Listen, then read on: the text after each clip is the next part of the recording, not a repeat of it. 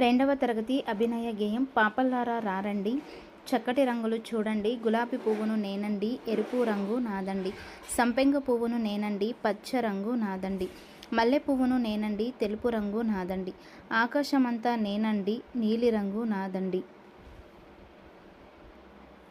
తొందరపాటు తెచ్చిన తంట కథ. ఒకరోజు రామయ్య సోమయ్య సంతకు వెళ్తున్నారు. అలసిపోయి ఒక చెట్టు కింద కూర్చున్నారు. పాయసం చేయడానికి ఏమేమి కావాలని అడిగాడు సోమయ్య. ఏమేమి కావాలో చెప్పాడు రామయ్య. ఇదంతా చెట్టు మీదున్న పిట్టలు విన్నాయి. పిట్టలు కూడా పాయసం చేసుకోవాలని అనుకున్నాయి. అవి కూడా సంతకు వెళ్ళాయి. కావలసిన బెల్లం, రవ్వ, పాలు, నెయ్యి, ద్రాక్ష, జీడిపప్పు తెచ్చుకున్నాయి. చెట్టు కింద పిట్టలు పాయసం చేయడం మొదలుపెట్టాయి. పాయసం కుత కుత ఉడుకుతుంది. గుమగుమ వాసన వస్తుంది. పాయసం వాసనకు పిట్టలకు నోరు ఊరుతుంది. ఒక పిట్టకు పాయసం రుచి చూడాలని చాలా కోరిక కలిగింది.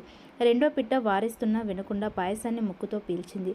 ఇంకేముంది, పిట్ట మూతి కాలింది.